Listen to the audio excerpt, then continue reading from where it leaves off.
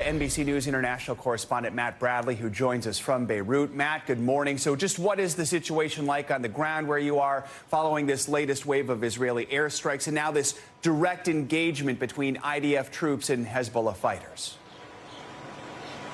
Yeah, Joe, I mean, a lot happening all at once. You know, it was late last night. We were sat right here where normally we've been having a front row seat to the horrifying fireworks happening in Dahia, right over here, that Muslim majority area south of Beirut that has been the focal point of so many of these Israeli airstrikes for the last 2 weeks, ever since this expanded offensive by the Israelis against Hezbollah began. But it's just like you said.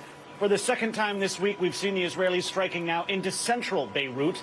And this time it was very, very close to the main business district of Beirut. A lot of embassies, really Martyrs Square, which is considered kind of the heart of the city. And this time it was a medical facility that was connected to Hezbollah that was apparently the target of this attack.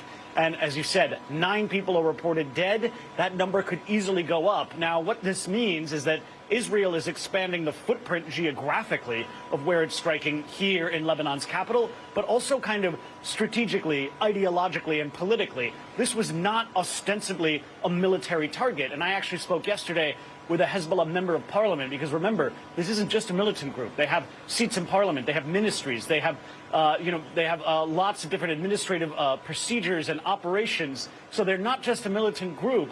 This member of parliament said that he wasn't afraid of being targeted because he's a political figure rather than a militant figure.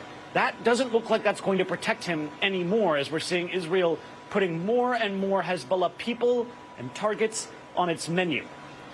So, Matt, we know Israel has promised to hit back against Iran for that ballistic missile attack, but President Biden says he's against the targeting of Iranian nuclear sites. Does the U.S. have enough influence with Netanyahu right now to get him to avoid those targets?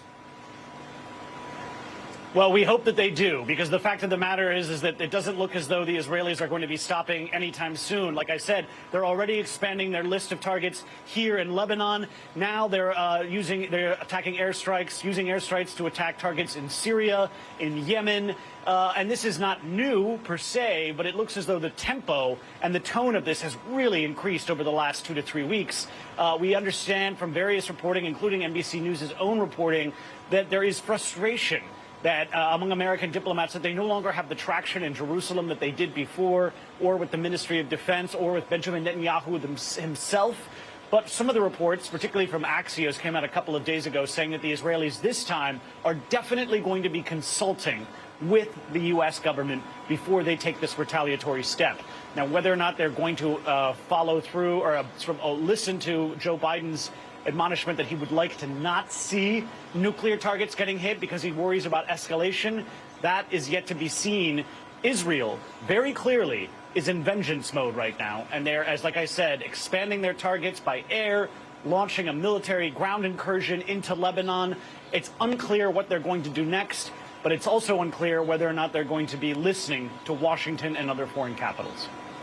Matt Bradley. Matt, thank you so much. Thanks for watching. Stay updated about breaking news and top stories on the NBC News app or follow us on social media.